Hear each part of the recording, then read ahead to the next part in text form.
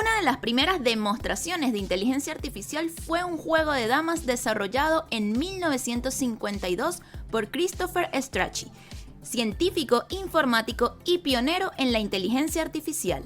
En 1997, el programa de inteligencia artificial Deep Blue de IBM derrotó al campeón mundial de ajedrez Garry Kasparov en una partida de ajedrez. Esta fue una de las primeras veces en las que una máquina superó a un ser humano en una tarea considerada altamente cognitiva. La inteligencia artificial también ha sido utilizada para mejorar la eficiencia y productividad en diversas industrias como la manufactura y la logística.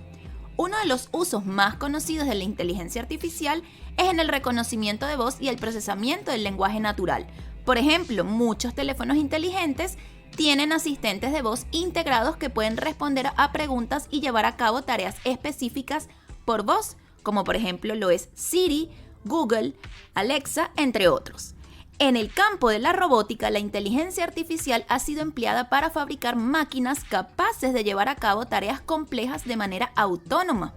En el ámbito de la salud, la inteligencia artificial está siendo utilizada para desarrollar sistemas de diagnóstico y predecir el riesgo de enfermedades en pacientes. Algunos estudios indican que estos sistemas podrían llegar a ser tan precisos como los diagnósticos médicos realizados por humanos en la detección de ciertas enfermedades.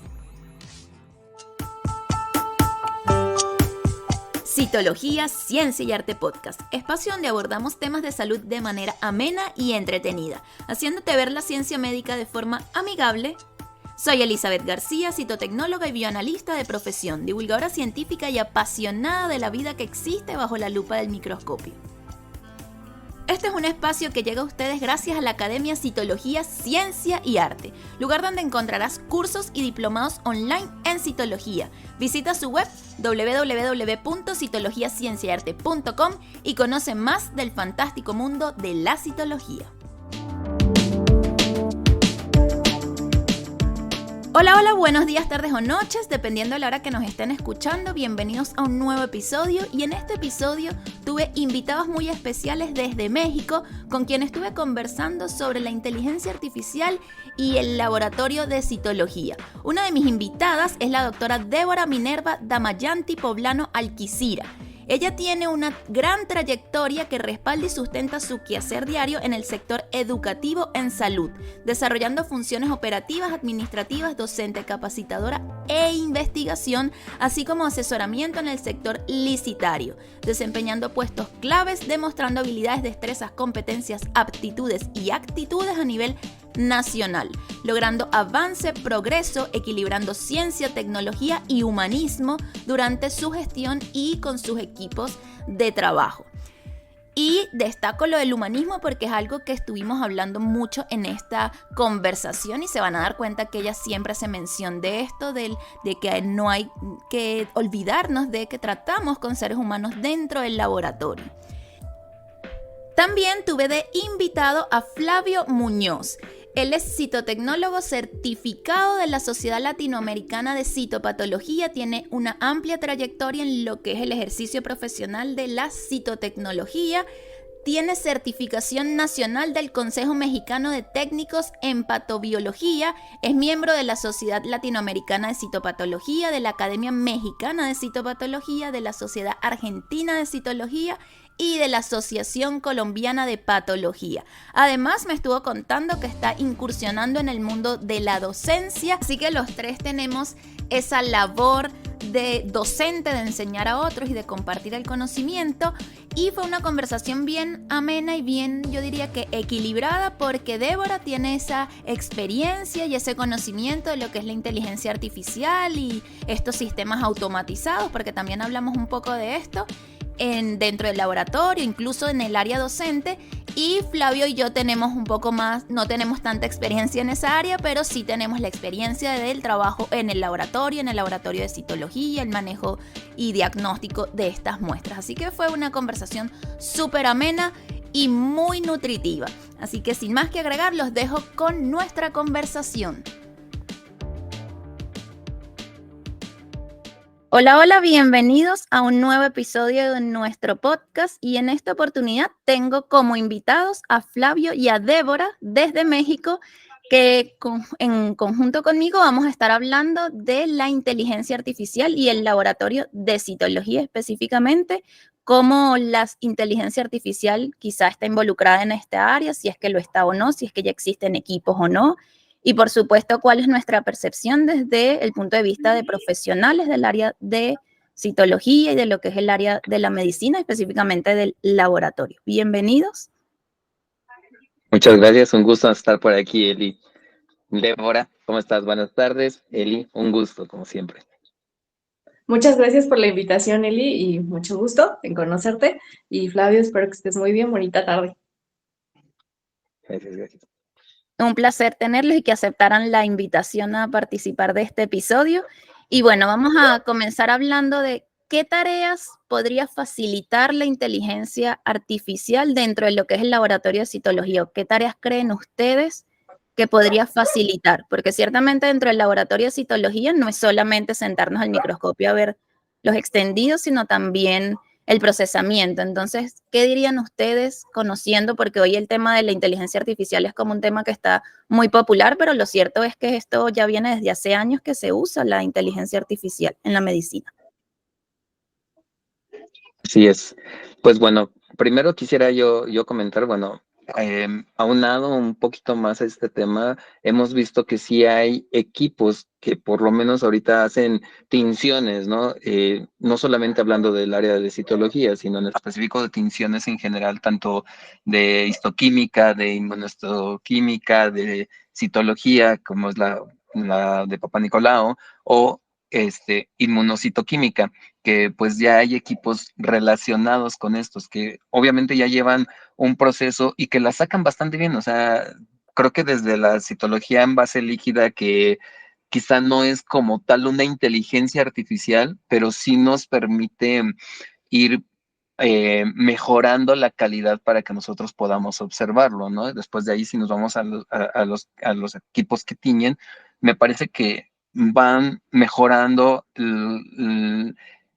aunar este tipo de, o tener este tipo de inteligencia artificial y toda la tecnología con el área de la salud, y está bien, aunque todavía yo creo, bueno, hasta por lo menos donde yo puedo ver, si hay escáneres que nos dicen, oye, hay programas específicos que nos dicen, oye, ¿sabes qué? Ya leí esta laminilla y te marqué los puntos donde tienes que poner atención. Todavía no se les da esa pauta para que podamos dejarle solamente el trabajo a ellos, ¿no? Siempre nos dicen, te di estos puntitos y ponles atención, aunque en lo personal creo que todavía no está preparada para eso. O sea, sí está avanzando, sí va muy, muy, muy rápido, pero creo que todavía le falta mucho, mucho, mucho para poder decir que la inteligencia artificial está cerca de hacer diagnósticos. ¿Nos ayuda? Sí,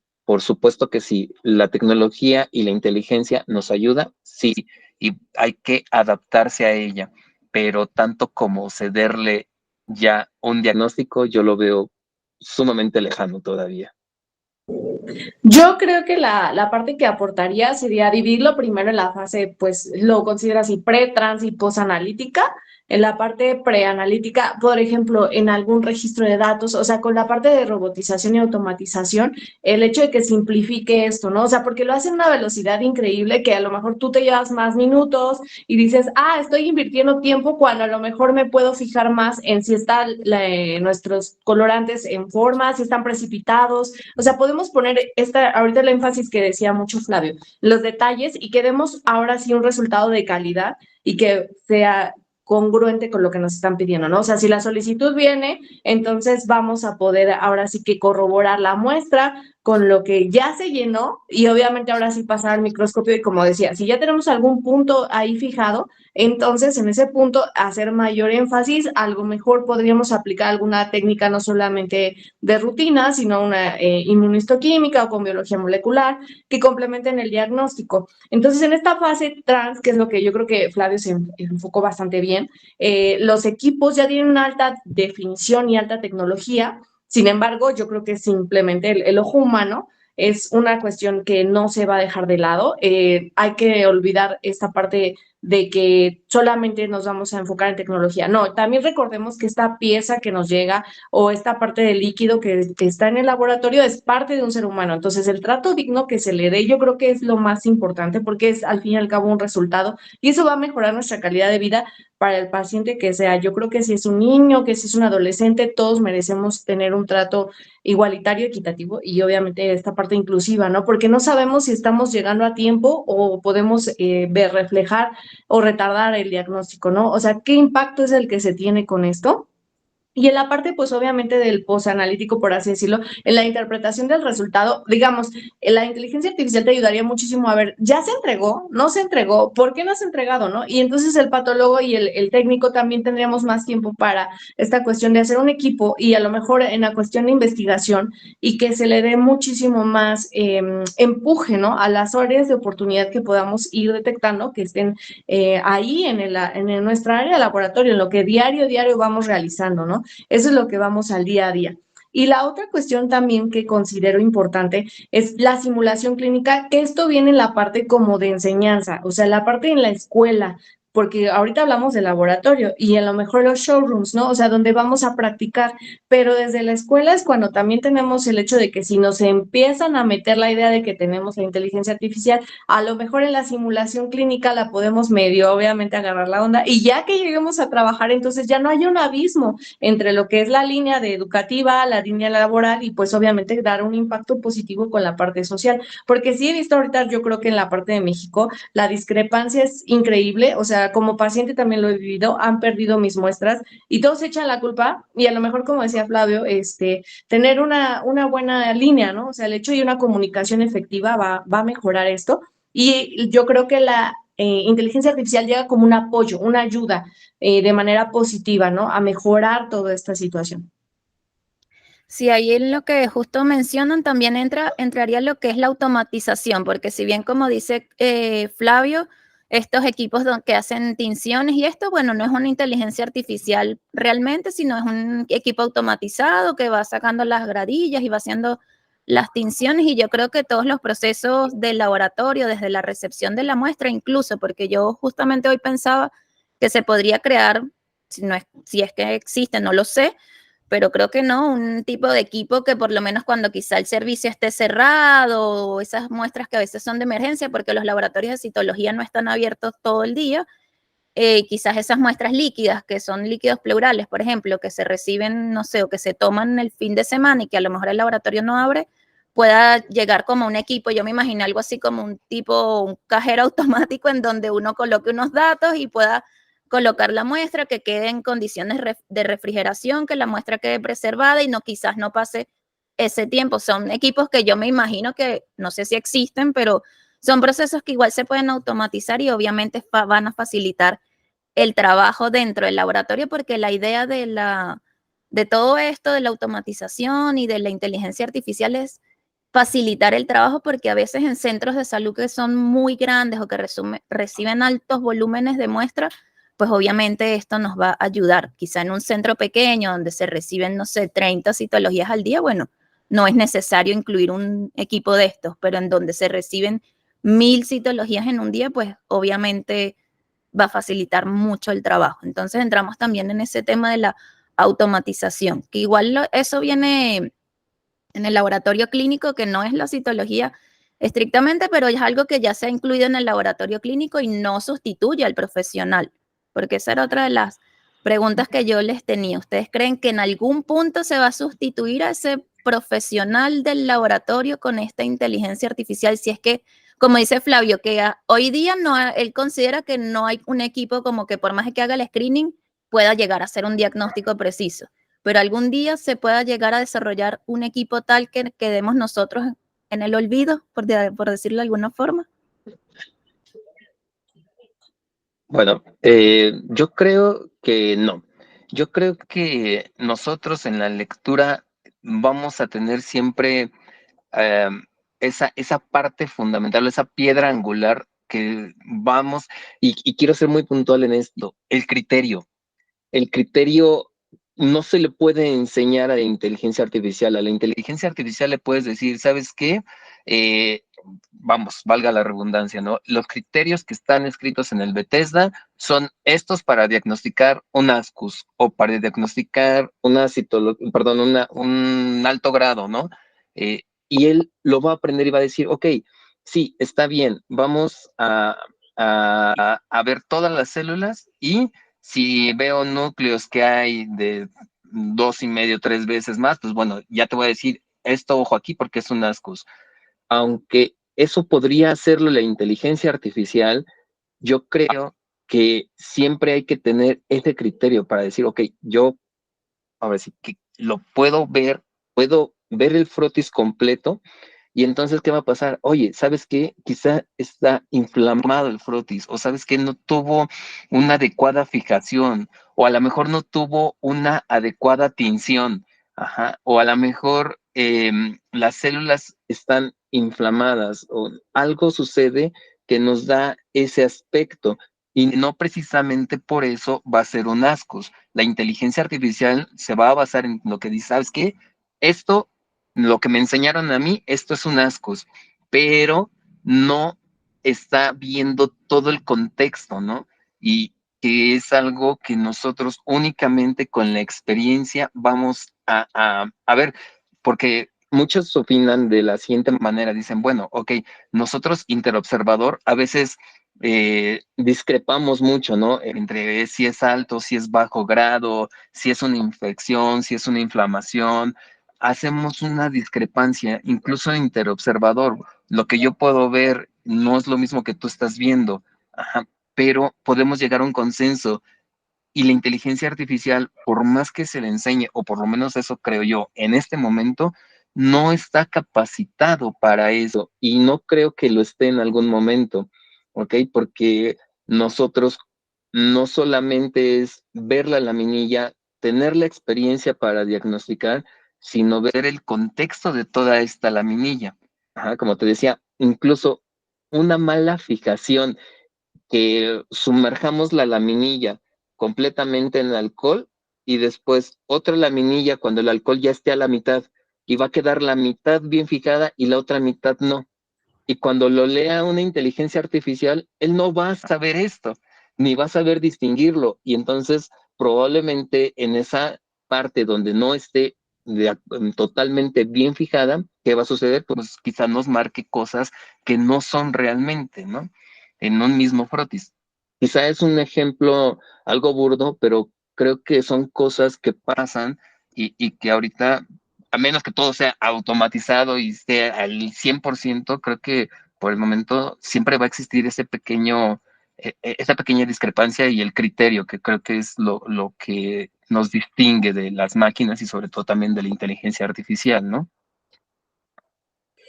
Es que, bueno, ahí complementando un poquito lo de Flavio, es la parte cualificable lo hace la parte humana, la parte cuantificable lo hace la parte de inteligencia artificial. No es que nos vaya a sustituir, digamos, en procesos, o sea, va a haber fases o sí pasos que sí lo va a hacer para que a nosotros nos dé tiempo a hacer otras cosas. Se supone que es la finalidad y es la cuestión en que tú quieres que te ayude, ¿no? Exactamente como decía ahorita Flavio, ellos se entienden por órdenes, instrucciones y programaciones. Entonces, si tú lo ordenas, tú le instruyes y lo programas tan, pero, o sea, precisamente hay un parámetro de rango bajo y rango alto y tú lo tienes que calibrar. Si se sale de eso, él no va a poder hacerlo, que es la parte que es lo que ahorita nos decía. O sea, si yo tengo una cuestión de alguna falla en la laminilla, alguna cuestión que cuando haga el screen no lo puede, o sea, dentro de sus características que está programado dentro de lo que le dijiste y le ordenaste, si eso sale, él lo va a marcar como un error y lo va a desechar. Entonces es una muestra que todos sabemos cuán difícil es conseguir una buena muestra y que esa muestra a lo mejor la va a desechar y nosotros, ¿pero qué? ¿Cómo? ¿Por qué? O sea, si no pudiste ver este pequeño detalle que para nosotros es valioso, que a lo mejor es un hallazgo, porque cuántas veces no hemos tenido hallazgos, pero ellos no saben diferenciar en esta situación. Entonces, un ojo clínico, precisamente viendo esta cuestión de que a lo mejor la parte subjetiva, por así decirlo, que mi ojo tenga más experiencia en ciertas cosas y el ojo de Flavio o el ojo de Eli también tengan otra experiencia, hace enriquecedor y la parte de expertise en el, por ejemplo, el hecho de que sea una citología de una aspiración por aguja fina o, bueno, una biopsia por aspiración de aguja fina o una citología de tipo, ahorita de lo que hablábamos, de tiroides, no va a ser la misma por ejemplo, de cervix, además del tejido. ¿Por qué? Porque la cantidad de muestra, las condiciones de ese paciente van a variar. Entonces, eso es lo que hace que sea insustituible en este momento el personal humano.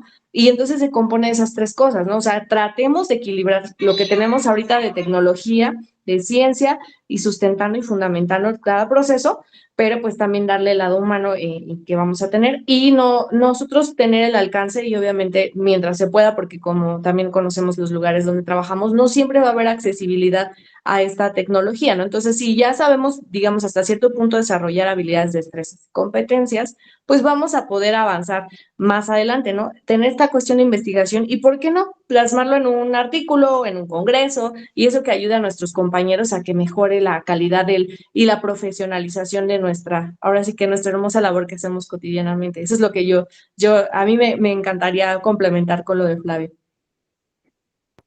Bueno, ahí con lo que comentan es un poco lo que dicen de que yo opino igual que ustedes, que no nos va a llegar a sustituir porque realmente la inteligencia artificial no es, se maneja más, es por algoritmos y eso es más que todo meterle datos de, como decía Flavio y como mencionas tú, Débora, que es meterle datos de, bueno, tiene estos criterios, esta membrana de esta manera, núcleos no sé qué, son datos como muy específicos, pero bien como decía Flavio, hay cosas que no siempre son, es que además es que nuestra área es la biología, entonces la biología no es una ciencia exacta donde uno diga, bueno, todos los pacientes que tienen diabetes van a, mentira, o sea, algunos sí, otros no, entonces es muy variable y ahí entra la información clínica, que hoy en día los equipos que tenemos lo que hacen es el screening y hacen es un recorrido y reconoce células, reconoce cambios, pero no se hace que quizás más adelante desarrollen un equipo en donde además le incluyan la información clínica y pueda correlacionar toda esa información.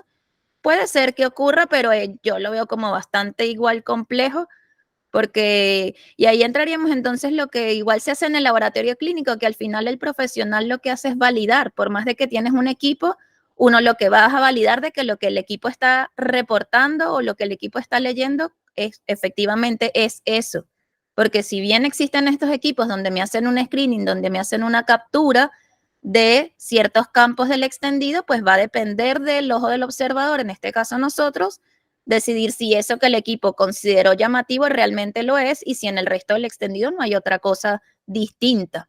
Entonces ahí opino igual que ustedes, sustituirnos es complicado porque lo mismo sucede en el laboratorio clínico y siempre menciono el laboratorio clínico porque soy profesional de las dos áreas.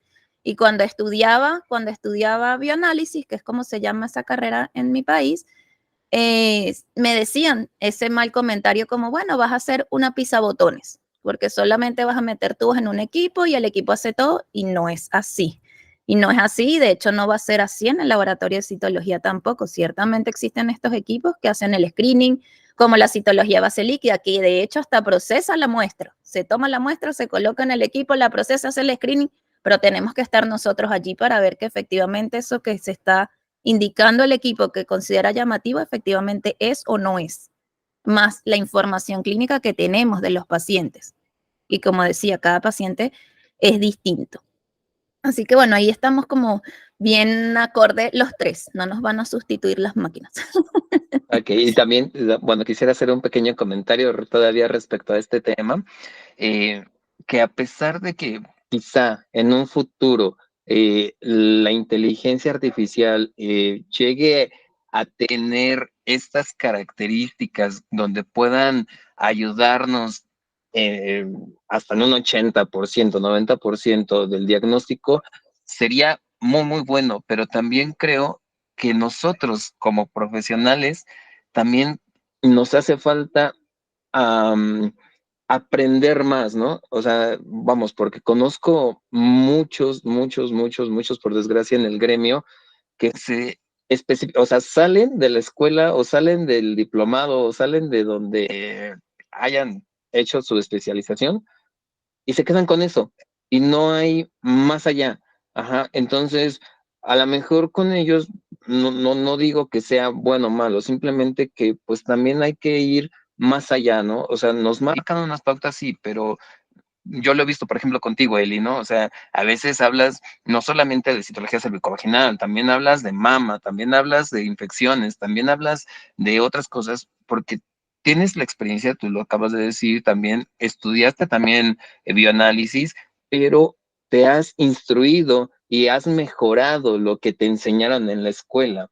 Ajá. Y creo que con la inteligencia va a pasar lo mismo, ¿no? En algún momento va a aprender, va a haber muchos profesionales que le metan datos y que realmente aprenda, pero también es cuestión de nosotros que le demos esa batalla, por decirlo de alguna manera, ¿no? Que nosotros hagamos algo porque nuestra profesión no solamente sea, como dices, ¿no? Tocar un botón y que la máquina lo haga solo, sino realmente tener los conocimientos para validar lo que está diciendo, también tener los conocimientos para no solamente un tipo de muestras, sino para que mejorar en realidad todo un campo, ¿no? Porque no nada más se trata de ver citología cervicovaginal, sino se trata de ver más allá. Y ahorita, por ejemplo, con la citometría de flujo, ¿no?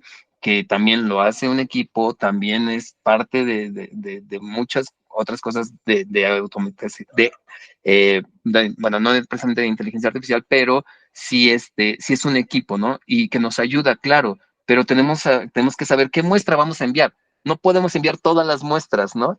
Ahí entra parte del criterio humano y también nosotros, ok, ya lo vimos, ya sabemos, y no todas van a ir para allá. Obviamente nosotros vamos a tener que discernir y saber qué es lo que vamos a enviar. Así es, y eso me lleva a la otra pregunta que tenía por allí en relación a que yo veo que, que con la inteligencia artificial y toda la automatización, pues se abren también otros campos laborales dentro de nuestra misma profesión, porque al final uno estudia algo, pero uno no se va a quedar siempre como en lo mismo, ¿no? Como tú bien decías, uno se va formando y va ampliando el conocimiento. Y bueno, habrá quienes gusta lo que es la tecnología y la computación y ¿cómo se, lo que es la ingeniería en sistemas y estas áreas, que eso abre una ventana a los que quizás son del área del laboratorio, que además tienen esos gustos, a que entren en este mundo de crear estas inteligencias artificiales. Entonces también yo veo que aunque a nosotros quizás no sea nuestra pasión, también vamos a tener que formarnos en esa área. No sé qué opina Débora al respecto. Yo creo que es muy importante porque te tiene que dar y aparte apasionarte, porque no es lo mismo, o sea, realmente estar desde esta parte de lo que es diseño y programación para sustentarlo en una plataforma, una sí tienes ahí tener paciencia, porque si se te desconfigura un parámetro ya no es ni lo que tú quieres enseñar ni mostrar, y aparte, esa es una, y la otra que lo que observa la parte del estudiante no va a entender ni a comprender nada, porque obviamente desde que ya lo hiciste tú mal desde el principio, pues ya que le llega, digamos, el producto final a él, está con un error. Entonces, no estás llegando al objetivo de lo que tú querías mostrar. No estoy hablando de la parte académica. Imagínate igual en laboratorio, o sea, si tú, como me acabas de decir, llega una muestra y yo ya estoy programada en un error, pues la va a desechar, ¿no? Entonces, eso no queremos porque estamos ahora sí que tratando con algo muy importante e invaluable como lo es la salud humana. Bueno, y no solamente esto, ¿no? O sea, también hay otras áreas de oportunidad como en otras, como decías, de biología, ¿no? O sea, no solamente en humanos, me refiero a las demás especies y demás, pero ahorita estábamos en esta área, que es donde yo más trabajo, ¿no? Y yo creo que también esta cuestión de que se están formando los nuevos planes y programas de estudio, pero como mixtos. O sea, sí te permiten tener cuestiones. ¿Por qué? Porque si ves la parte del desarrollo sustentable del 2030, te pide esa cuestión de que tú tengas una integración de las tecnologías en la comunicación e información, y esta cuestión también te lleve no solamente a un sustento y fundamento, por ejemplo, como decíamos ahorita, biológico, sino también tecnológico, pero no dejar, bueno, de mi punto personal es no dejar de lado el lado humano. Eso es como marcárselo y estar hablando con ellos y así como periquitos, literalmente repite y repite y repite, porque en verdad ellos lo olvidan, como lo vimos ahorita en pandemia. O sea, ellos ven así su celular y son felices y se aíslan. Pero entonces, ¿cómo le vas a acercar al paciente? ¿Cómo le vas a explicar el procedimiento? ¿Y cómo le vas a decir qué procesos lleva y qué pasos? Porque ahorita tengo 2 casos muy cercanos de cáncer y, por ejemplo, sus biopsias, ellos no tienen idea de que hay que ir a recoger el resultado. O sea, no, como que, pues me toman una muestra y qué bueno, ¿no? O sea, ya no tienen idea de qué es patología, ni siquiera el conocimiento en una persona en general, y a veces tampoco el médico se da la oportunidad de explicarle al paciente que es como su derecho. O sea, sí te tuvimos que tomar una muestra porque me parece sospechoso algo, no estoy indicando ni estoy haciendo certero en esto, o sea, es una sospecha y por eso tengo que complementar el estudio con mis compañeros de laboratorio que están especializados en eso y ahorita pues obviamente con la ayuda de la inteligencia artificial va a ser mucho mejor y más preciso para poder darte el diagnóstico oportuno y que salvemos tu vida, ¿no? Y qué calidad de vida, porque o sea, tampoco te voy a dejar así, ¿no? O sea, pues te doy cualquier cosa, no, yo creo que esto nos permite tener una medicina personalizada que está basada en esta evidencia que estamos haciendo, pero yo creo que el punto también llegar aquí es la calidad, ¿no? Y estas carreras están permitiendo ese auge y que ya tú salgas mucho mejor preparado. O sea, ahorita a lo mejor a ti te costó 2 carreras, ¿no? O sea, estudiar la citología y lo de bioanálisis que ahorita nos mencionabas, y a lo mejor ya va a haber una que a nuestras próximas generaciones que vienen atrás de nosotros ya vamos a ir preparando, ¿no? Entonces, y a nosotros, como decía Flavio, también tener el interés, la motivación para poder ahora sí que llegar a que nos formemos y capacitemos, porque nosotros no nos vamos a ir, o sea, vamos a seguir ahora sí que pues generando, ¿no? O sea, nosotros somos también una guía, una orientación a estas nuevas generaciones que están llegando a aplicar lo que ellos traen de teoría de las universidades y yo creo que enriquecen nuestros centros laborales como nosotros en algún momento lo hicimos, ¿no? Y igual así nosotros también los retroalimentamos y que esto sea una mejor cuestión, ¿no? Y condición. O sea, yo creo que esto es el ganar-ganar y aprender de todo, ¿no? Sí, algo importante que mencionas, lo del lado humano, porque es algo que no debemos nunca olvidar y yo creo que a veces como profesionales del laboratorio, que la mayoría de las veces no estamos en contacto con el paciente, hasta cierto punto uno se desensibiliza. O sea, como que uno dice, bueno, es un cáncer y uno toma la foto y mira qué bonito, las células y lo comparte, pero claro, en algún momento uno se concientiza cuando está quizás haciendo el reporte, que ve el nombre del paciente, uno dice, oh, pero esto es una persona, o sea, esto aquí es, o sea, esta noticia horrible para esta persona. Entonces, eso que mencionas es muy importante de fortalecerlo en las generaciones que se están formando y que es algo que se tiene, yo creo que tomar mucho más en cuenta ahora que están todos estos equipos, esta automatización, estas inteligencias artificiales, porque si además yo voy a colocar esto en un equipo que yo simplemente voy a ver, sí, es un cáncer, pásalo, y doy un clic y hago un reporte, entonces como que más me alejo de la situación real y de ese paciente que la verdad es que nosotros como personal de laboratorio no estamos en contacto con esa persona, no le vemos el rostro, pero obviamente uno crea que uno no quiere hacer esos diagnósticos, obviamente, uno no quiere eso para nadie. Entonces eso del lado humano es súper importante y en lo que es la formación de las generaciones que vienen, eso es algo que siempre hay que estar destacando. Y eso me lleva a otra de las preguntas que tenía por allí, de las regulaciones bioéticas en relación a lo que es la inteligencia artificial y el laboratorio. ¿Qué es ese tema? Porque siempre que surge una tecnología o un descubrimiento, siempre hay la maravilla, lo que me va a llevar esto, pero la bioética es como lo último que uno que, bueno, entonces ahora vamos a ver las consecuencias que puede llevar a la humanidad este descubrimiento. Entonces, ahí que me pueden comentar en relación a eso. Bueno, justamente estaba maquinando esta parte, ahorita que estábamos platicando de precisamente este lado humano, algo digo que todo el mundo conocemos, hace algunos ayeres atrás, bueno, ya bastantes, hablando del ADN, ajá, y de la clonación. ¿Qué sucedió? O sea, nos fuimos, o sea, nos fuimos y nos fuimos y nos fuimos y todo el mundo quería información y todo el mundo, y llegamos a clonar. Ajá. Y después, ok, stop, espera, bioética, ajá. ¿Qué estamos haciendo realmente, no? ¿A qué estamos jugando? A crear, a ser dioses, a modificar todo. Yo no digo que esté mal, por supuesto que los avances son por algo y nos están llevando a algo mejor, pero sí, tenemos que enfocarnos específicamente hacia dónde queremos llevar todo esto, ¿no? Y creo que la bioética no solamente debería de verse ahorita con la inteligencia artificial, creo que es algo que deberíamos de tener junto con nuestro conocimiento que nos están inculcando en la escuela. La ética y bioética deberían de ser esa también parte fundamental, porque sí, o sea, nosotros si llegamos a esta parte de, no sé, de laboratorio, de investigación, que es donde más obviamente se dan este tipo de situaciones, pues ok, vamos a hallar y a lo mejor vamos a ir un paso adelante y vamos a querer hacer más y vamos a descubrir algo o unas nuevas formas o no sé, X o Y, ¿no?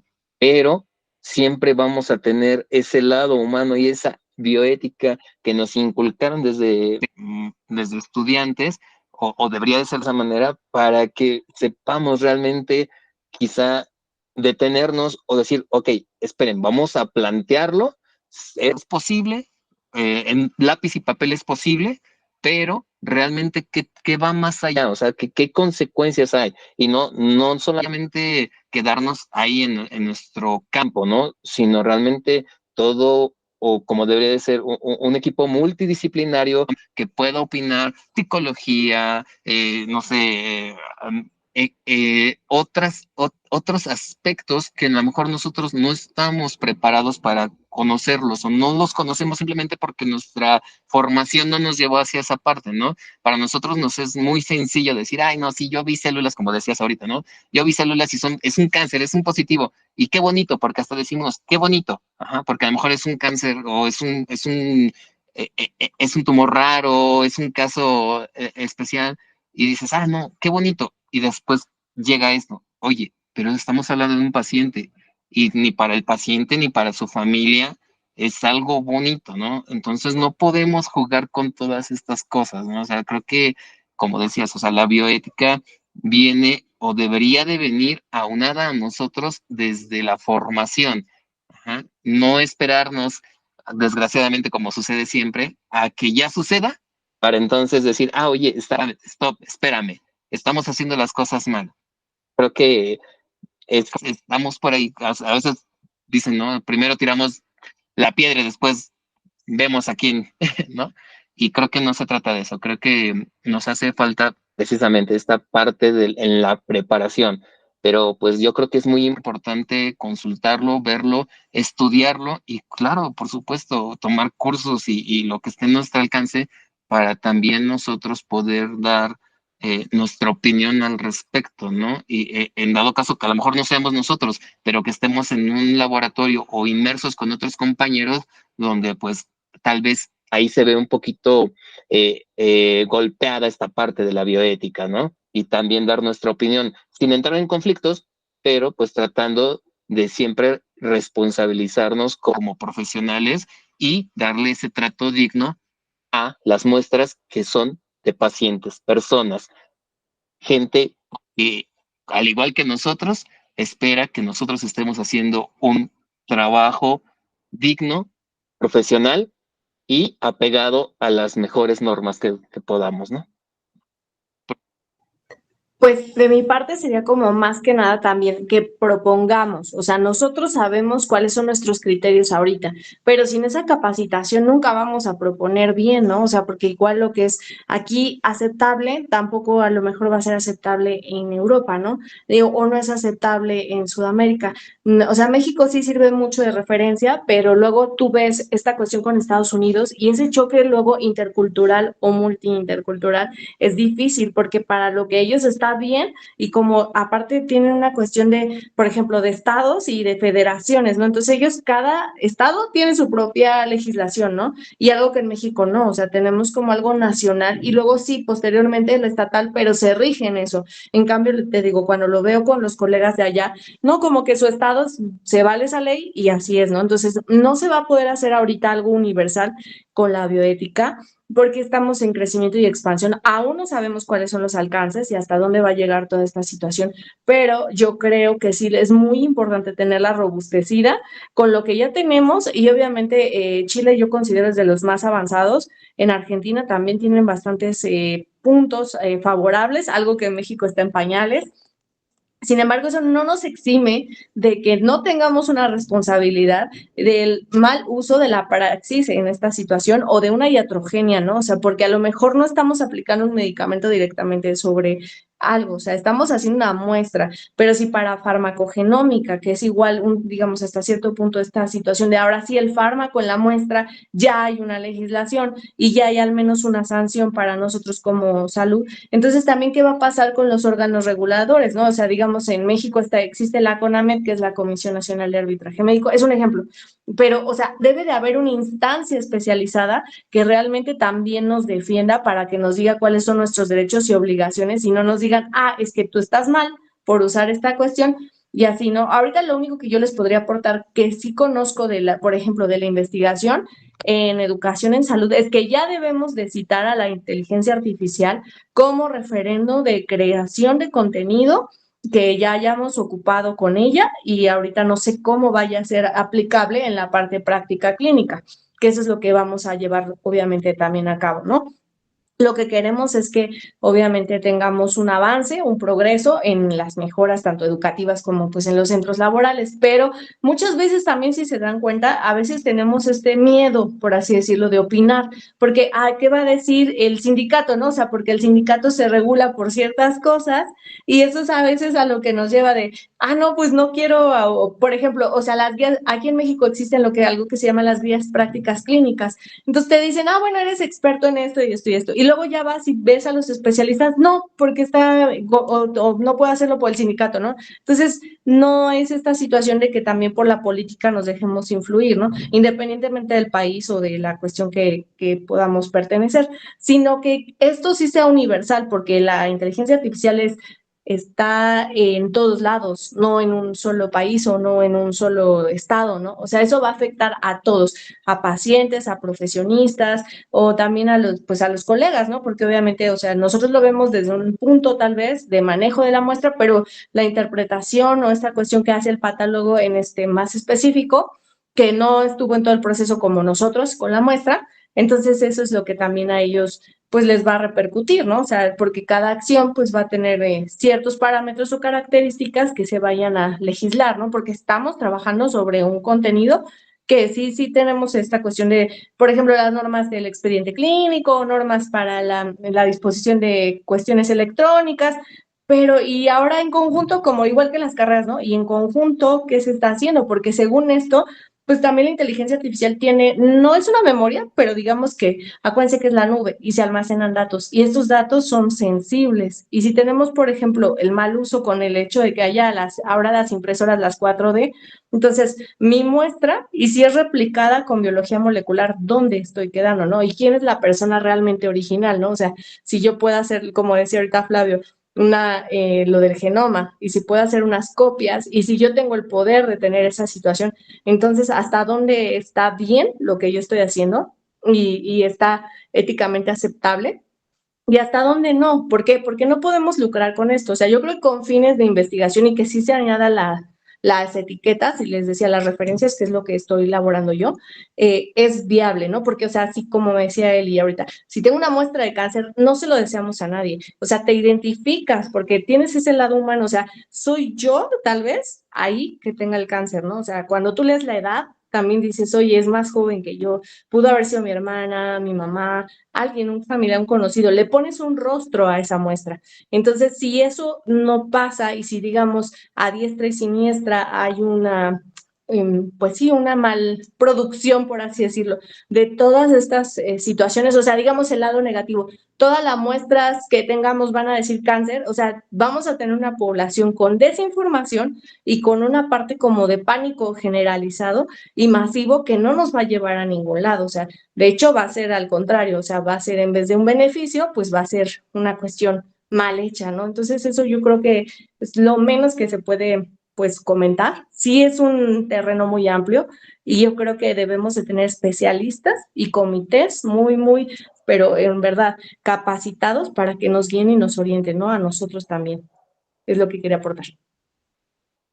Sí, lo del tema de la biótica son siempre temas delicados porque como les decía hace un rato, cuando surge un nuevo descubrimiento, pues la emoción de lo que se encuentra, de todo lo que se puede llegar a hacer, pero obviamente eso va a traer sus consecuencias. Y ahí con lo que mencionabas de las muestras que a veces tenemos en el laboratorio, como el caso este de Henrietta Lacks con las células ELA, no sé si las conocen estas células que se han utilizado para hacer múltiples estudios e investigaciones y que nunca se le informó. Claro, esto pasó hace muchos años donde ni siquiera habían estas normativas y todo esto, pero no vamos a decir que hoy en día no pase porque lamentablemente todavía existen estas cosas, entonces es delicado. O sea, hay que tener muy en claro que lo que tenemos son muestras de seres humanos y que no podemos utilizarlas en el laboratorio como si nos pertenecieran.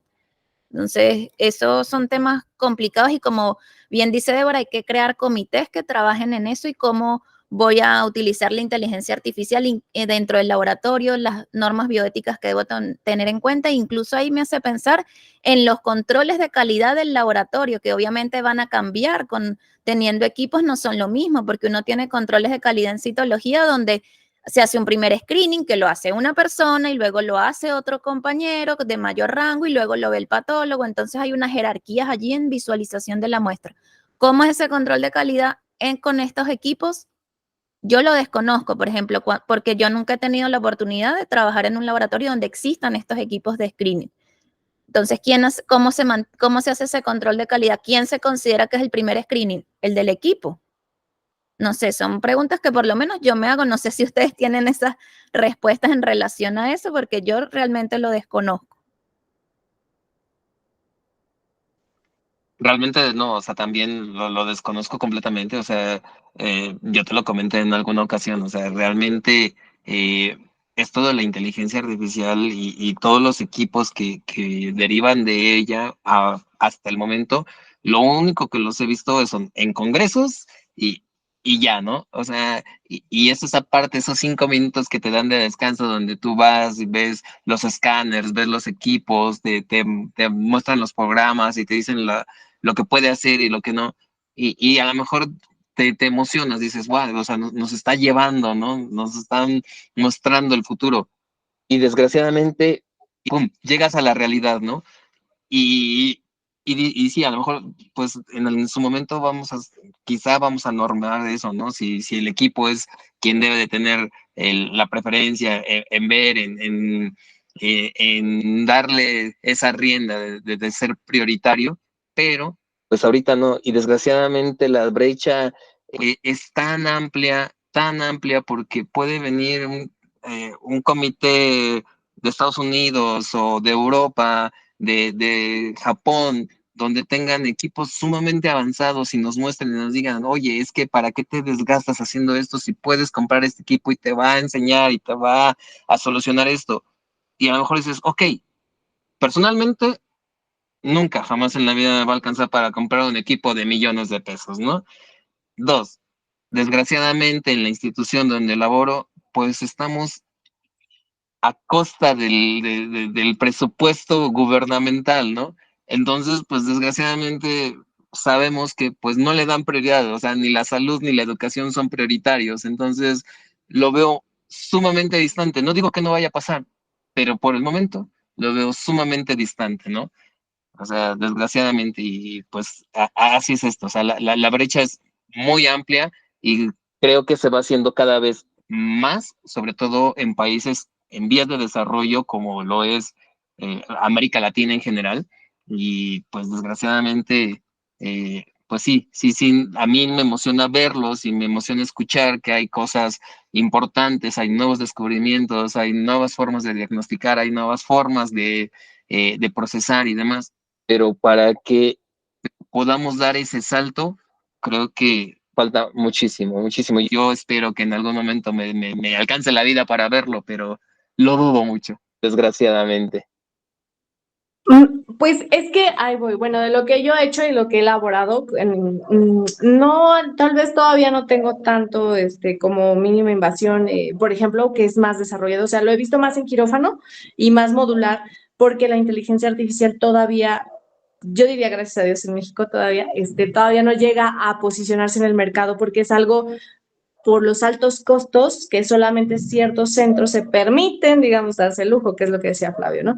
Entonces, lo que se hace es, tú haces un protocolo, primero se debe de hacer el comité precisamente de ética y el comité que va a evaluar dicha situación. Si requiere eh, adecuaciones, por ejemplo, te decía en quirófano, tenemos la situación en que la empresa que está licitando, acá se les llaman licitaciones, entonces tienes que hacer una situación de que no haya un compliance, es decir, que sea una empresa directamente así ya está de cajón, sino que sea un concurso de libre propuesta con al menos 3 personas, digamos así, o 3 empresas, que son las que van a dar una propuesta. Entonces te dan unas bases en las cuales en las bases te dicen eso, si hay adecuaciones físicas, qué métodos, técnicas y herramientas, porque debes de aplicar también una capacitación, o sea, te debe de venir de Europa, o sea, de alguien que ya está certificado y ya se está, obviamente, un profesionista especializado en esa situación, y tú tienes que ofertar todo, o sea, digo, el espacio físico, esta tecnología, más aparte la cuestión de capacitación, y se le llama servicio integral.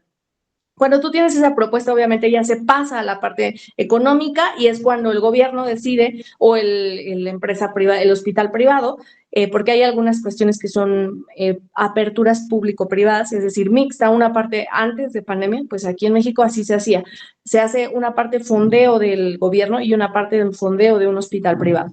Ahorita ya cambió muchísimo eso, pero básicamente pues se llevaba así y entonces ya, digamos, yo gano, ¿no? O sea, yo Débora gano y voy a dejarle a Flavio. Entonces a Flavio le tengo que instalar todo y ya le dejo para ahora sí ya empezar a capacitar a su personal y ahora sí. Entonces, como el hospital ya, digamos, programó y me dijo lo que decían a ustedes ahorita, de bajo o mediano o alto volumen, si va a recibir 1000 muestras, entonces el equipo va a estar procesando y ustedes me van a decir, pero no tengo todos los turnos, no voy a contratar personal nuevo, entonces eso también, ¿no? O sea, todas las muestras se van a procesar en la noche, por eso les decía que había como partes o ciertas cuestiones del proceso donde ellos iban a estar totalmente, ¿no? Porque a lo mejor nada más tengo un personal técnico en la noche y en la mañana tengo 6, ¿no? Entonces, en la noche, pues iba a estar más, obviamente, aportando mayor la inteligencia artificial y los robots. Y entonces, en la mañana, ya todo ese material, entonces el equipo de Flavio va a llegar a verlo, ¿no? O sea, pero ya se hizo un screening en la noche. Entonces, esa es una situación de que hay que ver dónde va a operar la inteligencia. O sea, me refiero a turno.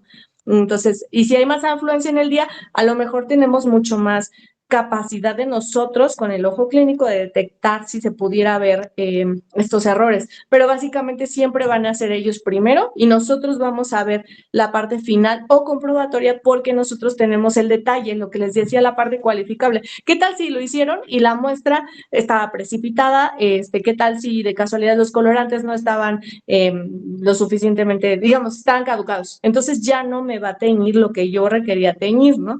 Entonces, ese es el punto. O sea, ellos en teoría van en la primera fase porque son como, digamos, lo más general y nosotros ya vamos a pasar como la parte de citometría por la parte más angosta y nosotros hacer el filtro con calidad para poder ya ahora sí pasar a darle el proceso al patólogo y que ya podamos expedir lo que requiere, o lo que decía Eli hace rato, una validación como tal, ¿no?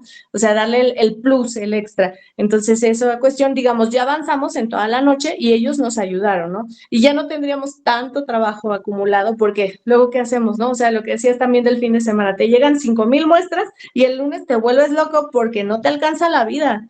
O sea, no te alcanza para procesar tantas cosas. Eso es lo ideal y lo que se hace en papel, aviso, porque ya que sea realidad, es otro rollo, ¿no? O sea, porque el personal no te coopera, el personal no se dio cuenta, digamos, de que se quedó sin agua el equipo, entonces el equipo pues falla y para, o sea, ese es en automático, o sea, la inteligencia artificial no se va a poner en el punto de, me dio trabajo, me dio jalo, como tenemos ahorita equipos, yo creo que esa parte, estos equipos tienen unos sensores altamente especializados, entonces esos sensores no te permiten, o sea, se traba y ya de ahí no lo sacas, hasta que tú verificas, reinicias y reprogramas. Es la realidad. Por eso es el costo tan elevado, porque aparte, digamos, que casi no pasa en México, ¿verdad? Tenemos una falla de energía eléctrica, se descompensa algo. Entonces, igual, ya paró y todas tus muestras igual se quedaron. O sea, no va a funcionar. Eso es lo que también se trata de que nosotros estemos conscientes de que el equipo es muy específico, no es un juego, no es un juguete, o sea, se ve muy padre, muy divino, pero la verdad es que las características, las cuestiones de que mantenimiento son muy caros porque igual, o sea, si no hay personal que te capacite, tampoco hay material ni tampoco personal que te lo repare así. Entonces, no es tan sencillo, hay que esperar, hay que programar, digamos, se descalibra, se descompone, entonces yo mando mi orden de mantenimiento y en lo que pasa eso, pues otra vez a manual, ¿no? Y yo creo que eso es ahí un área de oportunidad, no verlo como un problema para los chicos, porque ahora están súper, o sea, por ejemplo, yo lo vi con los trenes de tinción, ¿no? O sea, nosotros yo creo que lo hicimos manual y ahora si no está con su kit de tinción, no saben hacer las cosas. Entonces, tú así de, a ver, tienes que solucionar, eso es algo que hay que hacer mucho con los chicos, lavarles el coco, literal, y decirles, tienes que ser resolutivo y tienes que solucionar cosas, no venimos a hacer una carga ni un problema, porque ya hay un problema, ya existe. Entonces, ¿qué vas a hacer con ese problema? Y entonces eso yo creo que es lo que también les da el interés o la motivación a que crezcan como profesionistas, porque entonces le metes el gusanito de, ay, y sí es cierto, ¿no? O sea, ¿cómo lo voy a hacer? Si ahorita porque ustedes, digamos, en sus hospitales, a lo mejor estamos en una zona, digamos, hasta cierto punto céntrica, pero ¿y si estamos en la periferia? Y aparte, si estamos solos, si no tenemos apoyo, ayuda de un compañero que esté en esta parte cercano, que nos pueda ayudar, pues no la armas, ¿no? O sea, yo creo que ahora eso también ha sido la parte de que la tecnología con la comunicación, pues ya conoces a alguien que te pueda ayudar, mandas un teléfono o algo así, literalmente un mensajito de WhatsApp, nos conectamos. Pero antes no existían esas situaciones, ¿no? Entonces tenías que esperar a que fueras a otro lado, a traer todos los tinciones y volver a armar todo, ¿no? ¿Y cuánto tiempo perdíamos en eso? O lo que decía Flavio, las fijaciones, ¿no? La fijación, una buena fijación en un cierto tiempo hace la diferencia o no, y si perdíamos una muestra. Entonces yo creo que eso es de lo que hay que trabajar con ellos y creo que es algo muy importante y con nuestro personal también, ¿no? O sea, nuestros colegas, de a ver, mira, compañero, si se presta, ¿no? También, así de, pues vamos a actualizarnos y ver qué podemos hacer de mejora y que nuestro trabajo salga pues, lo más rápido y fluido posible, ¿no? Entre todos nos apoyamos y esto va a ser mejor. Le digo, lo ideal, la realidad es otra cosa. Es lo que quería decir. Sí, ahí en lo que, bueno, la pregunta que les hacía de lo de la calidad, bueno, lo que dice Débora, que el primer screening es como el que el equipo y bueno, es como ocuparía el espacio del citotecnólogo más inexperto, por decirlo así. Entonces, claro, ese primer screening es válido que se lo consideremos al equipo. Y de lo que mencionaban, bueno, que era como lo siguiente que quería hablar, era el costo de estos equipos, pues obviamente es muy elevado y que obviamente no todos los servicios van a poder colocar un equipo de estos. Y bueno, lo que es Latinoamérica, yo creo que en general es bastante complicado que lo que son centros de salud grandes, los hospitales, que generalmente son públicos y que dependen del Estado, que se consiga un equipo de estos, quizás en el hospital más grande, y quizás decidan cómo hacer la inversión, pero no en todos los hospitales. Y en los centros rurales, bueno, menos, que van a estar poniendo unos equipos costosísimos, nada que ver. O sea, esa es la realidad de nuestros países, es así. Lamentablemente es así, pero es lo cierto. Y lo que mencionabas de la luz justamente era lo que se me venía a la mente a mí, porque por lo menos en Venezuela esa era una falla constante. Se iba la luz por cualquier cosa, una falla eléctrica. Entonces uno que no tiene ni equipos de ese tipo y lo que está es con el puro microscopio, ese día era como, bueno, vamos a ponernos a hacer otra cosa porque hasta que no vuelva la luz. Entonces, claro, eso también daña los equipos y entonces hacer una inversión tan costosa en un lugar donde el servicio básico, por decir la luz, sin mencionar el agua y la cantidad de cosas que puede involucrar, ¿para qué vamos a invertir en eso si todavía tenemos problemas tan básicos como esos? Entonces yo creo que es todo ya un tema que compete a los gobernantes, no a nosotros, pero son temas que uno igual tiene que pensar, ¿no? Entonces evidentemente el costo muy elevados y para la realidad de nuestros países, pues pasarán, no sé, yo creo que no estaremos vivos para ver esa realidad de que en todos los hospitales de nuestros países pueda existir la automatización o este tipo de equipos, está lejos de una realidad.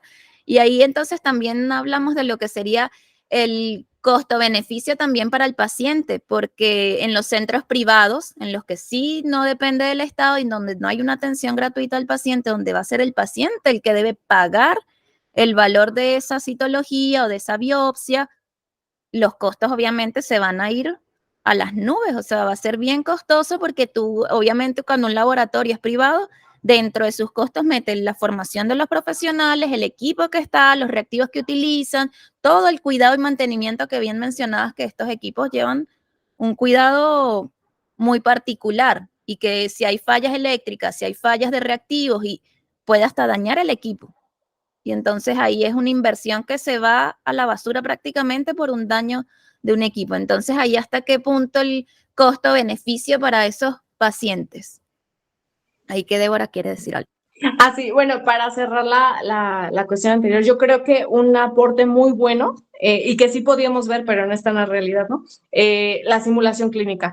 Mediante el uso de simulación clínica, que es la holoportación o la inmersión, o sea, yo te puedo capacitar en ese equipo, porque es algo, como decías, la zona rural, o sea, nunca en la vida, never así, jamás lo van a ver, ni lo van a ocupar, porque ni siquiera es así como que precisamente lo que tú acabas de decir, están hechos para un volumen máximo, porque van a trabajar 24 horas, 7 días, 365, o sea, no van a parar. Y tú sabes que en una zona rural, no, obviamente tampoco tienes esa cantidad de muestras. Entonces, mi alternativa, por ejemplo, para nosotros que decimos, o sea, no lo vamos a ver físicamente, pero sí podemos tener esa cuestión, o sea, al tener unos guantes de sensibilidad táctil, al tener yo unos lentes 4D de realidad virtual o realidad virtual aumentada, digámoslo así, es más accesible que el equipo. Yo sé que ahorita no, o sea, yo creo que si yo voy a tu casa de Eli o a la casa de Flavio, es un decir, no va a haber eso, o sea, no tenemos, pero es un ejemplo de decir, tenemos más posibilidad de llegar a algún momento a hacer la accesibilidad, porque con Google ahora se está tratando de hacer esto a nivel de teléfono. Entonces, si nosotros tenemos esa accesibilidad, yo puedo capacitar a las futuras generaciones en una universidad, claro, y de que tengan acceso a tocar literal, sentir y vivir, que es ese equipo, para que fuera una reducción de brecha digital y una reducción de brecha en conocimientos para capacitarnos como profesionistas de la salud, ¿no? Eso sí es lo que yo podría proponer. Porque sí, o sea, ya decir, sí, tócalo aquí, juega y aprende como nosotros vivimos en México, que es un eslogan de un museo. Entonces no lo vamos a tener, es la realidad, jamás va a pasar. No es ni siquiera ni remotamente accesible, no es remotamente, o sea, viable, no. Pero yo creo que la simulación clínica es una gran herramienta, es una gran técnica que nos va a ayudar muchísimo para lograr esto. Y entonces tal vez también si podemos hacer esta proyección, como te lo decía, en las salas de los hospitales y les hacemos caer el 20 a los pacientes, ellos van a entender por qué este estudio es tan preciso, por qué la biopsia es tan valiosa y entonces el costo-beneficio ahí yo creo que sería ver la importancia. No sé también ahí, Flavio, si me apoya en esta cuestión de qué es lo que opina, pero a mi punto de vista eso, como tú ya le muestras qué es lo que está pasando, o sea, al menos un video proyectado, tú te darías cuenta de que ellos también tendrían esa importancia de no dejar pasar también las citas, ¿no? Porque eso también nos ha pasado, ¿no? Yo creo, algún paciente no acude a su cita y no tiene un diagnóstico por esa situación, o sea, no todo es cuestión del médico, del profesionista, no es todo es cuestión del laboratorio. También yo creo que un compromiso como pacientes o un compromiso como familiar de llevar a tu paciente para que tenga la muestra en las condiciones que se te indicaron, porque también no lo lleva, ¿no?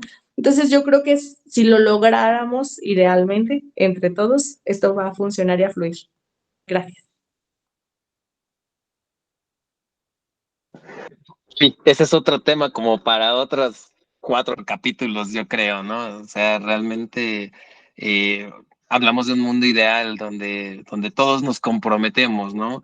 Hablamos nosotros en este espacio nos hemos enfocado a lo que nosotros trabajamos, a lo que nosotros hacemos, a lo que nosotros podemos proyectar y que podemos aprender primero para poder mejorar la calidad en lo que hacemos.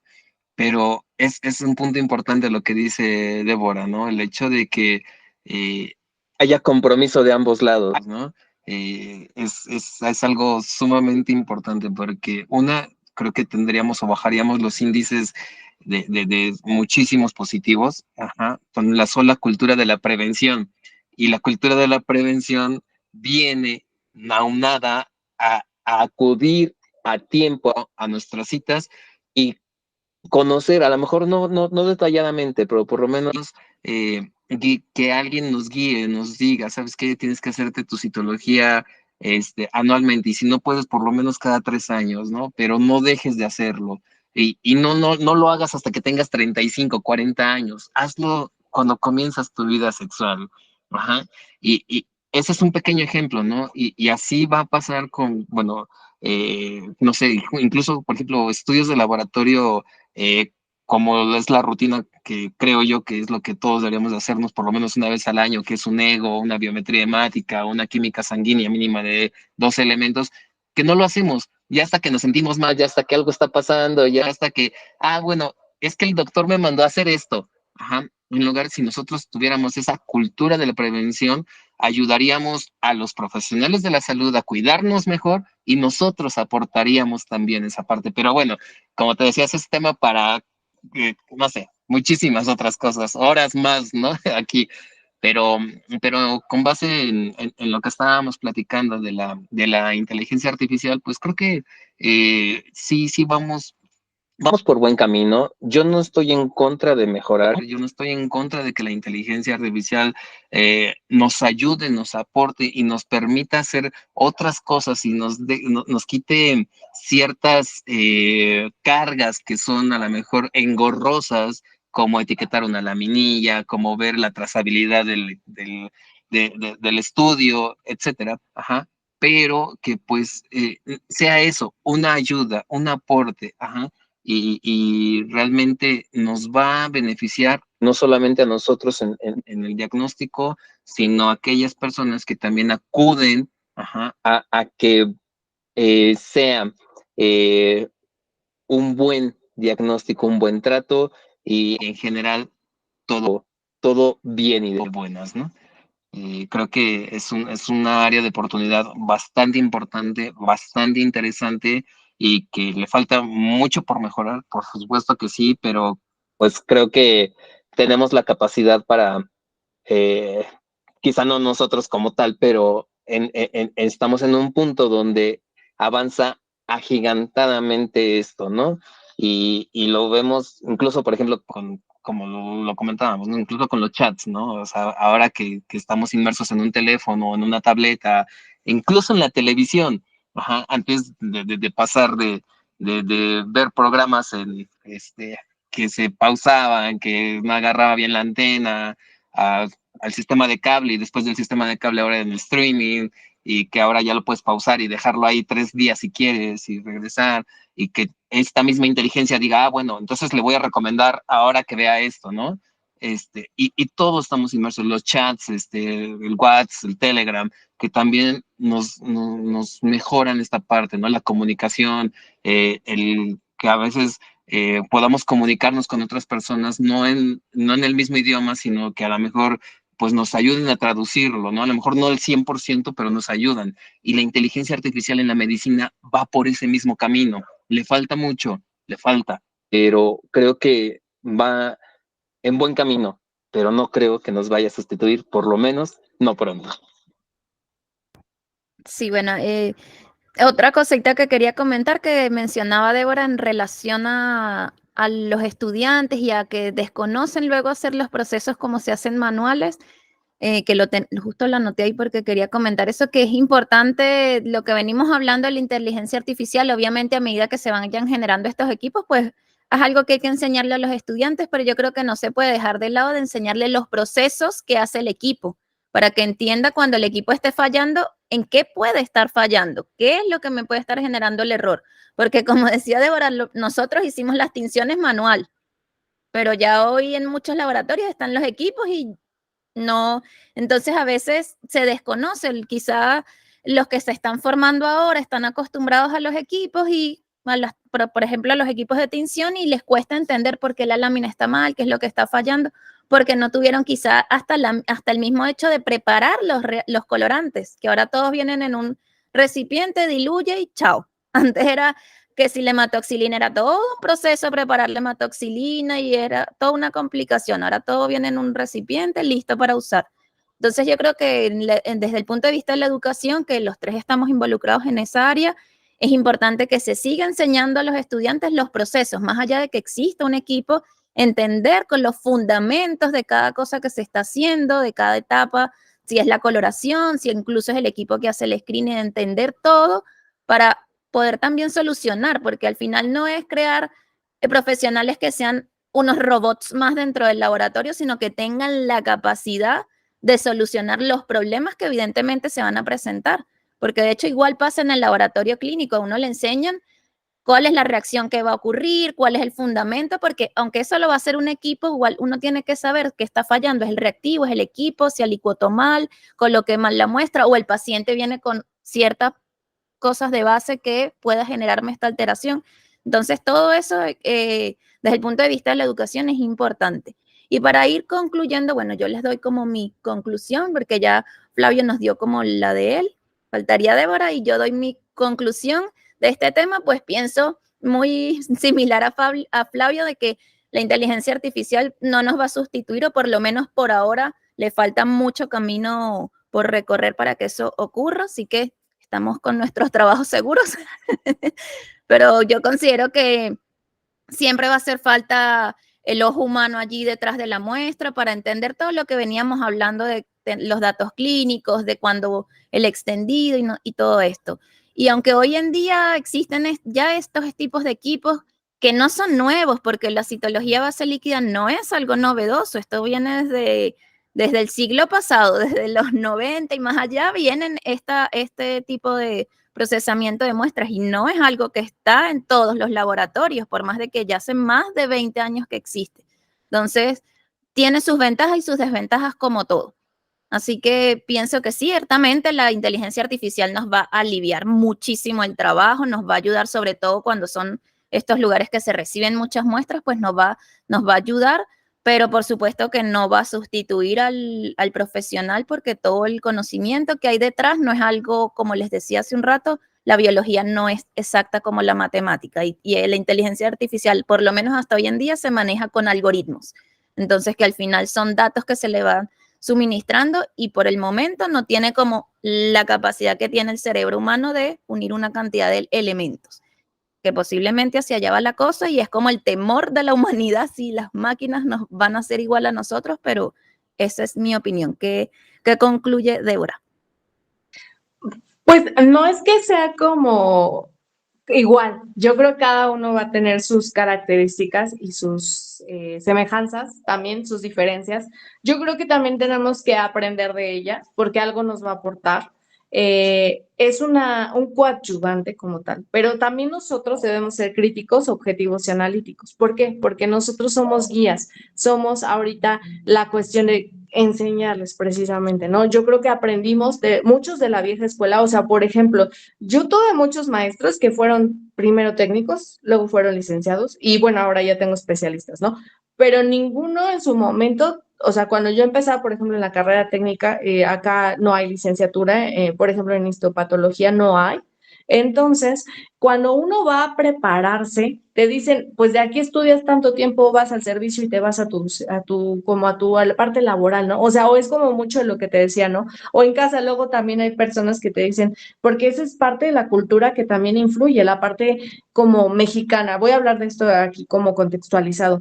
Te dicen, como mujer, bueno, al menos en ese aspecto, a mí me dijeron, no, pues es que estudia algo corto, breve y ya porque te vas a casar y te va a mantener el marido, ¿no? Entonces yo creo que no, yo creo que eso también con la inteligencia artificial va a cambiar, porque eso es como te permite a ti decir, ay, ¿por qué no me profesionalizo? ¿Y por qué no son inclusivos, incluyentes, equitativos e igualitarios, ¿no? Entonces, es que esta cuestión también llega a movernos, la cuestión social, la cuestión educativa y la cuestión laboral. Le digo, entonces, como esa parte de si somos críticos, si somos objetivos y analíticos, porque si no sabemos discernir en la laminilla, simplemente, como decíamos, los chicos ahorita no saben hacer las tinciones manuales, ¿no? Y no saben qué cantidad y concentración se requiere para que nos quede de tal o cual colorante, porque se les pasa la mano, o sea, lo tienen todo así yo, ¿qué es esto? No, o sea, sí, no inventes. Entonces, para mí es así como me da el infarto, pero bueno, es algo que me tengo que ir adaptando. A lo mejor me han dicho que soy como muy exagerada, también me han dicho que les he exigido mucho, pero yo creo que sí, lo exijo es porque lo he dado. Y creo que si lo pido es porque también me gusta mucha cuestión de que, por ejemplo, o sea, no es fácil que la gente crea en ti. Por ejemplo, a mí me gusta mucho la parte de investigación, entonces llegar a publicar un artículo a mí me costó, no sé, tal vez unos 5 años, cuando menos.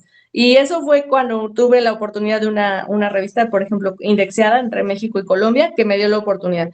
Pero tú tienes que tocar las puertas todos los días. Entonces, yo creo que eso no es como, decir, ya lo va a hacer la inteligencia artificial. No, yo creo que eso también es para un compromiso tanto como con nosotros mismos, ¿no? O sea, si tú te comprometes a mejorar, tu trabajo va a estar garantizado. ¿Por qué? Porque tú eres el que sabe y tú vas a mandar. Y pues mi mamá dice eso, para saber mandar hay que saber hacerlo. Entonces, si tú lo tienes si ya sabes cómo lo haces y nada más estás mejorando y perfeccionando, porque eso siempre y nunca vamos a dejar de aprender, yo creo que eso es lo que nos lleva, ¿no? O sea, ¿cuál es el futuro que tenemos hacia la inteligencia artificial, por ejemplo, en el laboratorio de citología? ¿Y cuál es el futuro que tenemos, ¿no? O sea, si vamos a hacer la telemedicina, si la medicina va a ser más personalizada, y esto que se vea reflejado en un beneficio al paciente y un impacto positivo, ¿no? O sea, está muy bonito que cumplamos con las metas de nuestro laboratorio ya hicimos tantas muestras procesadas, ¿no? Pero ¿con qué calidad? ¿Y realmente ayudamos a pacientes? Si tienen un diagnóstico y si salvaste una vida, o sea, si tuvo acceso al tratamiento o no. Entonces, eso es lo que hay que ver, ¿no? Y les decía la otra parte, la otra cara de la moneda, el compromiso del paciente que sí pida, que sí lleve ahora sí su resultado, ¿no? Y que vaya a la consulta, como decía Flavio. No vamos a echarle ahorita la culpa, digamos, a COVID, todo es COVID, no. O sea, yo creo que habían enfermedades antes de COVID y va a haber otras enfermedades después de COVID. Y creo que es un compromiso también nosotros el autocuidado y dar esta mejor cuestión, ¿no? También para nosotros y nuestra familia. Es lo que quería concluir. Gracias. Perdón, ya, tomando la palabra, ya, otra vez. Nos Ustedes disculparán. emocionamos. ¿Qué quieren? Es, hay un punto que creo que también es importante destacar, ser universal en esto de la inteligencia artificial. ¿Por qué? Porque nosotros, como les decía, o sea, va a avanzar, por supuesto, pero aún no tenemos nada universal. Las aplicaciones, todas podemos, digamos que tienen un algoritmo principal, pero ¿qué? Cada una se especializa en cada cosa, ¿no? No todos tenemos las mismas aplicaciones para mensajear, no todos tenemos las mismas aplicaciones para ver series, no todos tenemos las mismas aplicaciones incluso para estudiar, para, no sé, invertir, para lo que sea, que las probemos. Hay infinidad de cada una de ellas y muchas de estas también ya están dadas por la inteligencia artificial. Entonces, hay algo que por lo menos en medicina pues tiene que ser universal. Ajá. Es algo que también tenemos que aprobar aquí, allá y acullá, ¿no? Ajá. O sea, es algo que también tenemos que tomar en cuenta y hasta ahorita no hemos tenido ese consenso. Ajá. Cada una de los grandes corporativos están estudiando y están avanzando, sí, pero aún no se ha puesto una base para decir, bueno, a partir de aquí, esto ya es universal y ya, bueno, si cada quien quiere agregarle algo más, algo menos, qué bien, pero aún no se hace esa base, ¿no? Y que creo que es sumamente importante porque, como lo decíamos, incluso interobservador, la inteligencia ahorita nos permite hacer un escáner, hacer un screening, quizá dar unos objetivos donde podemos, o puntos donde podemos posar nuestra mirada y quizá verlo con un colega en Chile, verlo con un colega en Estados Unidos, verlo con un colega en Japón. Ajá, a lo mejor la lengua no va a ser la misma, pero bueno, estamos viendo la misma laminilla y podemos llegar a un mismo acuerdo. Pero la inteligencia artificial todavía no llega siquiera a ese punto. Creo que es parte fundamental, ¿no? Y hasta ahorita creo que se va desarrollando bien, pero nos hace falta todavía mucho respecto a este tema. Sí, eso que mencionas es súper importante porque entra también lo que son los sistemas de clasificación, que sí, imagínate, si todavía hay problemas en relación a que todos utilicen el sistema de clasificación internacional para X tipo de muestra, imagínate con los equipos que al final son empresas y están compitiendo por ver quién vende más, quién desarrolla quizás un equipo que que tenga ciertos beneficios, en fin. Entonces, eso que mencionas es importante porque la idea es que el resultado que se emita aquí en Chile se vaya la persona a México y se entienda qué es lo que tiene el paciente y realmente sea lo que se dice reproducible. O sea, esa muestra igual donde se vea, se va a ver lo mismo y se interpretará de la misma manera. Entonces, si todavía como profesionales tenemos las dificultades de usar los sistemas de clasificación y que es como una lucha allí constante, en los equipos tiene que ocurrir lo mismo. Eso que mencionas es fundamental. Yo creo que ya nos pasamos del tiempo, de hecho, nos emocionamos. Así que gracias por tomarse el tiempo de participar en este episodio. Y bueno, yo creo que se abrieron como varias opciones para quizá otros episodios también hablar en conjunto, porque ahí hablamos otros temas que también son interesantes, como los que mencionaba Débora, de la conciencia que deben tener los pacientes hacia su cuidado, y que también lo mencionaba Flavio, que yo creo que es un tema importante y que como profesionales de la salud nosotros también tenemos esa labor. No es solamente ver las láminas y reportar unos diagnósticos, sino también comunicar a los pacientes la importancia de hacerse los estudios, de cuidar su salud. Así que yo creo que por ahí posiblemente nos volvamos a encontrar. Gracias por su tiempo. Y aparte, imagínate todo lo que nos falta, te digo, porque todavía falta ver, o sea, como en algún momento los softwares y o sea, cómo evolucionaron, porque yo me acuerdo que tenían teclas algunas cosas y ahora todo es touch. Entonces, imagínate, porque estamos, digamos, en la primera parte de la era. Entonces, todo lo que se viene. Así es. Así que Muchísimas gracias muchas por la gracias. invitación, de verdad, ¿eh? Muchas gracias, un abrazo a todos, a ustedes, y pues bueno, un placer como siempre platicar con ustedes. Chao, chao. Chao a Gracias. todos, nos Hasta luego. vemos en un próximo episodio. Chao. Bye. La evolución continúa y la ciencia avanza. Citología, Ciencia y Arte Podcast, un espacio de divulgación científica. Síguenos en Instagram, @Citología, Ciencia y Arte Podcast.